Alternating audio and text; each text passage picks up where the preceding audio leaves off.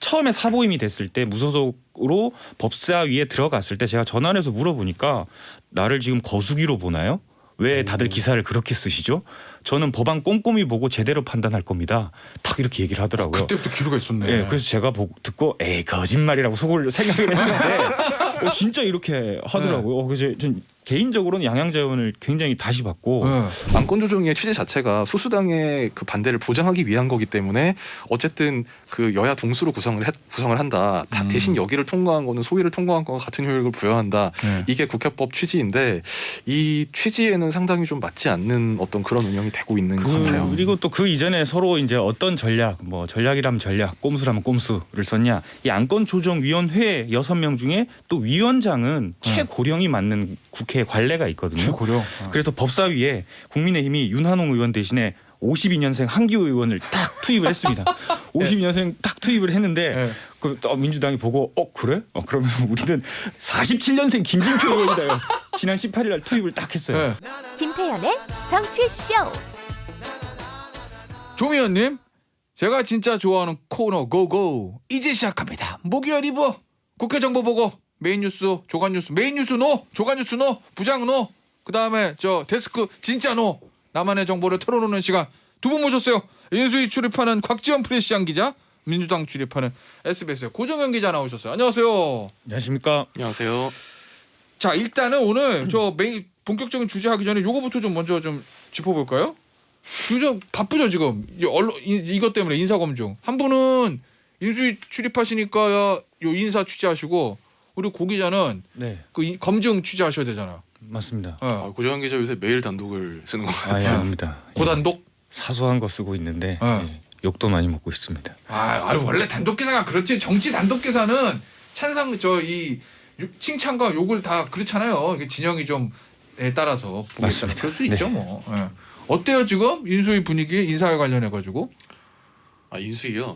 인수위는 지금 인사는 이제 장관급 이제 청문회를 거쳐야 되는 인사는 거의 끝났고 지금 뭐 차관 그다음에 대통령 비서실 인선을 좀 하고 있는데 대통령 비서실 인선 같은 경우에는 지금 조직 개편이랑 맞물려 있어가지고 그러니까 예를 들면 경제수석을 발표하는데 정책실장을 둘지 안 둘지를 결정을 안 하고 경제수석부터 발표할 수는 뭐 약간 그런 상황이 맞물려 있어가지고 인선이 좀 늦어지고 있는 그냥 그런 상태입니다. 그리고 뭐 이미 임명이 아니라 이제 지명된 장관 후보자들 관련해서는 뭐 내부에서 좀 이런저런 얘기가 있는 것 같은데 좀 총론적으로 기조는 어쨌든 인사청문회라는 검증 과정까지 지켜본다라는 게 그 그러니까 말하자면 다수 의견 내지는 이제 겉으로 나타난 공식 입장입니다. 그거 좀 이따 다시 물어볼게요. 저 고 기자 지금 인사검증 취재하고 민주당 취재도 하시잖아요. 민주당에서 딱 찍어가지고 야 최소한 저기는 문제가 있다라고 하는 사람이 누구예요? 제일 문제 많은 사람이? 뭐 많이들 뭐 그냥 다 문제 있다고 하는데 18명 다 있고 뭐 총리까지 문제 있다라고 하는데 정호영 보건복지부 장관 후보자가 아무래도 기자들도 그렇고 민주당도 그렇고 제일 약한 고리가 아닐까. 계속 갈 수 있을까. 이건 좀 낙마를 하는 게 오히려 윤석열 새 정부에 좋은 게 아닐까 이런 생각을 하는데 왜 이렇게까지 버틸까. 이게 이제 뭐 불법은 지금 드러난 게 거의 없는데 국민 보기에 감정이 되게 안 좋은 뭐 자녀 입학 문제라든지 병역 문제라든지 이런 게 계속 나오니까 낙마를 하는 게 오히려 낫지 않을까 생각했는데 생각해 보니까 오히려 이렇게 탁 정호영 보건복지부 장관이 버텨주면 모든 언론과 이 민주당의 이 눈총을 다 온몸으로 맞아주면서 나머지 17명의 국무위원들이 후보자들이 좀 비껴갈 수 있는 그런 전략인가 뭐 이런 생각도 좀 들고. 소위 말하는 방패론. 맞습니다. 뭐 그런 해석도 있긴 있더라고요. 예. 그리고 또 민주당이 또 한동훈 법무부 장관 후보자에 좀 검증을 집중할 거다 이런 생각을 제가 지난주에 말씀드렸는데 의외로 지금 한동훈 후보자에 대한 검증은 1도 못하고 있는 것 같더라고요. 검수완박에 집중하느라 법사위가 굴러가지가 않습니다. 지금. 한동훈 후보자는 법사위에서 해줘야 되는데 법사위들이 아무것도 지금 신경 못 쓰는구나. 진짜 아무것도 안 하고 있습니다. 검수완박하느라고. 검수완박하고 하겠다라고 하는데 그때 되면 이미 이제 시간이 한창 지난 상태이기 때문에 조금 이제 시간적으로 부족한 상황이 되는 거죠. 이 정호영 보건복지부 장관 후보자에 대해서 소위 방패론 얘기도 지금 했잖아요. 그 기자가 어떻게 봐요? 그러니까 뭐 사실 배현진 대변인이나 장재원 실장을 통해서 나온 얘기는 물론 어제 그 배현진 대변인이 어제 그저께 한 얘기 중에 뭐 도덕성 기준도 두겠다든지 아니면 뭐 40년직이 아니다 이제 이런 것 때문에 뭐 좀 포기하는 기조로 가느냐라는 해석이 나오기도 했는데 이제 그거는 기자의 질문이랑 이제 묘하게 이게 꼬여가지고 이를테면 그 적극적으로 방어하는 이유가 친분 때문 아니냐? 그게 아니라 직위가 아니다. 이제 이런 식으로 답변을 하는 과정에서 좀 나온 거기 때문에 그게 이렇게 그런 이제 기조로 보기엔 좀 무리가 있고 어쨌든 인수위에서는 특히 이제 윤당선인의 본인의 의중이 이제 정호영 후보자에 대해서도 청문회는 받게 하겠다는 거기 때문에 일단 뭐 청문회를 하기 전에 이를테면 뭐 지명 철회라든가 약간 이런 식으로 정리할 가능성은 지금 굉장히 낮아 보이는 상태이고요. 그래요? 다만 왜냐면 어제 말씀하신 대로 어제까지 언론 보도는 지금 정리하는 거 아니면 질의로 가는 것 같다라는 보도가 있었는데 오늘 아침 한국일보 보도 보니까 청문회까지는 무조건 지킨다. 네, 그러니까 사실 어제 기조가 바뀌었다 또 이런 보도가 있어. 어제도요. 그러니까 그게 저는 약간 그 언론이 약간 숙명인데 어쨌든 배현진 대변인이 뭐 40년직이 아니다. 그다음에 뭐 도덕성 기준도 봐야 된다. 이런 얘기를 했으니까 어쨌든 쓰긴 써야 되지 않습니까? 그러면 그렇게밖에 쓸 수가 없는데 사실 그 도덕성 기준도 봐야 된다는 얘기는 화요일 전에 월요일에도 사실 관계자가 익명으로 했던 얘기고요.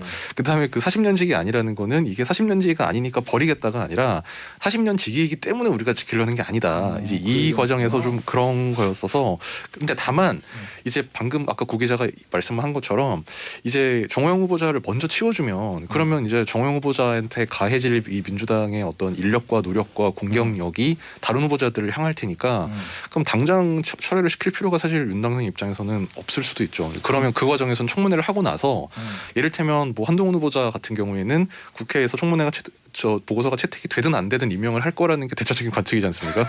근데 정호영 후보자 같은 경우에는 그렇지 않을 수 있다는 거죠. 그래서 국회의 의사를 존중한다. 대신에 이제 그렇게 되면 거의 이제 최소한 5월 초 이상 이제 이게 넘어가게 되니까 그 기간 동안 이제 다른 후보자들에 대한 검증 작업이라든지 좀 그런 부분이 상대적으로 조금 수월하게 되지 않을까. 뭐 그렇게도 볼 수 있을 것 같습니다. 곽 기자도 그 소위 말하는 방패론을 한 표로 던지시는 거구나. 그렇긴 한데요. 뭐 원래 다만 이제 그 방패의 운명이 이제 그 끝까지 이제 임명 강행까지 가지는 않을 것 같다는 얘기입니다. 정호영 복지부 장관 후보자 자체도 여기까지 왔는데 그만두기가 쉽지 않은 게 자기 명예도 많이 훼손이 된 상태이기 때문에 좀 명예 회복을 하고 그리고 불법은 진짜 1도 없었다. 좀 이런 정황상 이런 문제점이 보이는 거지 나는 전혀 불법적이지 않은 사람이다라는 걸 좀 증명하고 언론에다가 얘기하고 그런 걸 한 뒤에 최종 뭐라도 결정을 하지 않을까 이런 생각이 듭니다. 만약에 그만둘 땐 그만두더라도 예, 그렇죠. 내가 불법 아니라는 거를. 오늘 또 아들의 이 CT라든지 아니면 MRI 자료를 뭐 검사를 오늘 내일 중으로 받고 제출한다고 하니까 그걸 보면 또 여론이 어떻게 될지 모르겠네요. 알겠습니다. 요거 주제는 여기서 정리하고 자 어제 메인 뉴스하고 오늘 아침 조간신문을 뜨겁게 달궜던 요겁니다. 민영배 의원의 탈당. 네. 민주당 출입 기자 고정현 기자. 민영배 의원이 누구냐? 누구냐? 문재인 정부 청와대 사회정책 비서관 출신인 친문 중에 친문이시고요. 그렇죠. 그 전에 광산구청장 하셨죠. 네, 맞습니다. 구청장 출신으로 서울에. 윤석열 검찰총장을 문재인 정부가 임명할 때 반대를 굉장히 심하게 했던 사람이라고 합니다. 네. 그래요? 안 된다. 뭐 이렇게.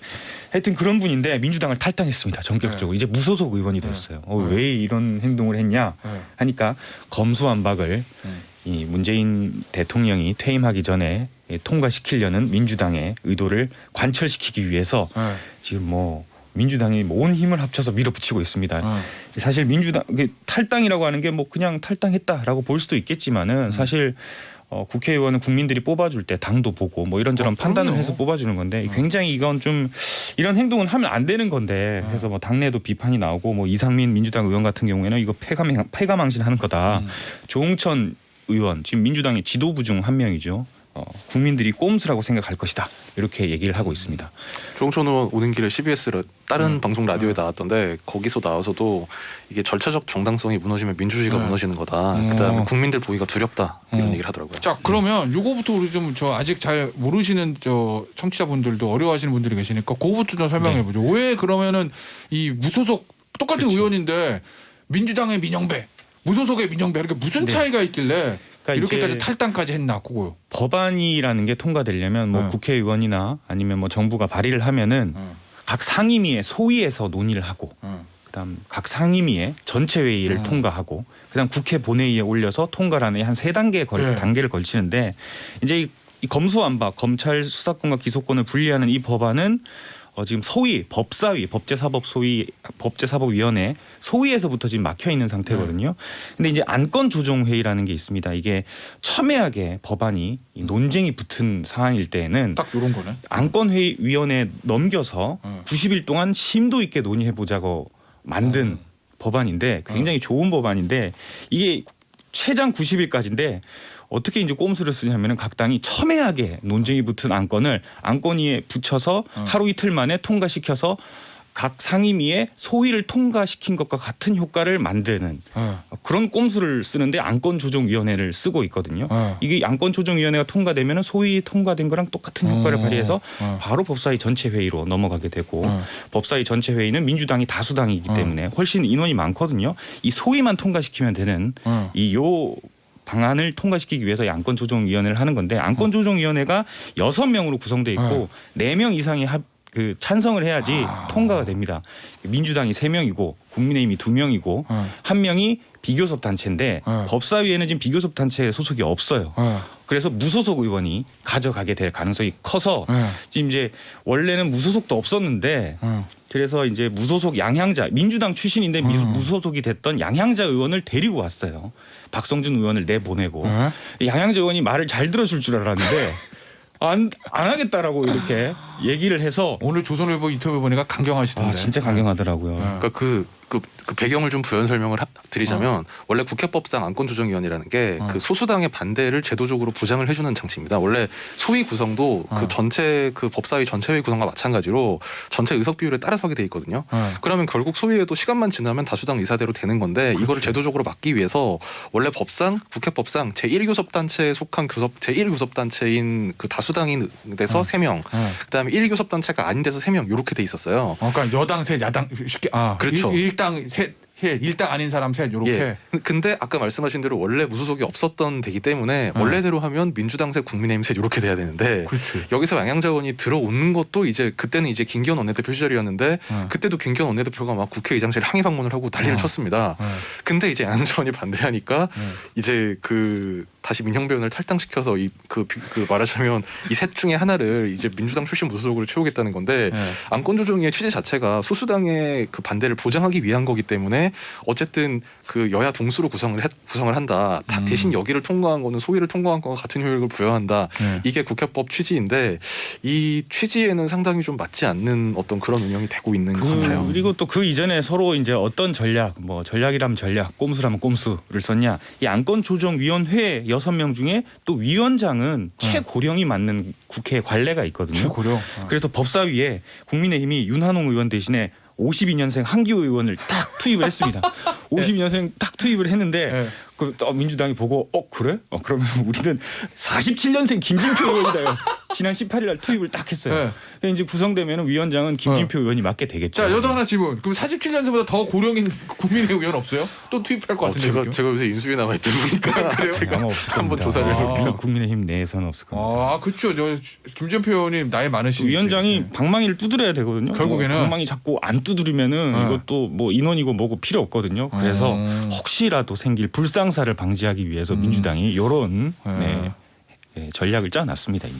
저기 뭐 민영배 이거 의원이 탈당 이건 개인 결단이에요? 당에서 조직적으로 오더가 있었던 거예요? 뭐 제가 보기엔 민정배 의원이 저 스스로 하겠다라고 했을 것도 같고 그리고 뭐 어제 박홍근 원내대표가 어제 아침 라디오에서 양향자 의원이 안 한다는 소리가 들리는데 어떻게 생각하십니까? 라고 하니까 다 이렇게 전략을 짜놨습니다. 라고 얘기를 했는데 어제 오후 늦게부터 민영배 의원이 탈당했다라는 소식이 들리면서 요거였구나. 저도 사실 어제 그 라디오 들었는데 우리에게 다 계획이 있어 뭐 여기 듣고 다른 무소속 의원을 섭외하려나 이렇게 생각했더니 그게 아니라 있는 진짜 민주당 의원 탈당할 줄은 생각도 못했어요. 머리가 잘 돌아가는지 참 꼼수를 잘 쓰는 건지 진짜 상상을 초월하는 행태들을 많이 하고 있습니다 지금. 근데 하나 궁금한 게 이게 사실은 민주당의 그 계획은 양향자 의원을 법사위로 보낼 때부터 시작이 된 거잖아요. 양양자 의원 보낼 때 양양자 의원이 반대할 거 몰랐을까? 그러니까 양양자 의원이 겉으로만 보면은 뭔가 친문 의원이고 왜냐하면 문재인 당대표 시절에 데리고 와서 그렇죠. 정치에 입문시켜줬고 영입 인사였잖아요. 또 뭐 그럴 거 그리고 무소속이니까 이게 다시 복당해야 되는 그 이제 이슈가 있어서 요걸 잘 해주면 복당을 민주당으로 시켜주는 뭐 그런 시나리오가 아닐까 했는데 처음에 사보임이 됐을 때 무소속으로 법사위에 들어갔을 때 제가 전화를 해서 물어보니까 나를 지금 거수기로 보나요? 왜 다들 기사를 그렇게 쓰시죠? 저는 법안 꼼꼼히 보고 제대로 판단할 겁니다. 딱 이렇게 얘기를 하더라고요. 그때부터 기류가 있었네. 네, 그래서 제가 듣고 에이 거짓말이라고 속을 생각을 했는데 진짜 이렇게 하더라고요. 그래서 전 개인적으로는 양양자 의원을 굉장히 다시 봤고 이런 되게 결의가 있고 되게 진짜 이런 분이구나라는 생각을 하게 됐습니다. 그 인터뷰가 진짜 맞았던 게 오늘도 저 아침에 조선일보 인터뷰 조선일보랑 보니까 인터뷰를 했는데 법안을 제대로 하고 싶어서 꼼꼼히 공부해봤더니 이거 도저히 안 되겠다라는 판단이 들었다 뭐 이런 말씀을 하시더라고요. 야, 그 사실은 지역구도 광주지구 그래서 맞습니다. 야, 뭐 어제 문자 폭탄 문자랑 전화를 만통 받았다고 하시던가. 그리고 이제 민주당 내에서 이렇게 좀 소수 의견을 좀 자신감 있게 내고 말하고 뭐 예전으로 치면 뭐 조금박해라고 하는데 그런 분들의 결말이 좀 좋지 않아서 당내에서 비판을 많이 받고 강성 지지층들의 비판을 많이 받기 때문에 이런 행동을 하기가 쉽지 않은데 대놓고 이런 행동을 해서 좀 놀랐습니다. 알겠습니다. 이제 국민의힘은 뭐래요? 이거를 기점으로 해가지고 전선을 짜보겠다 뭐 이런 건가?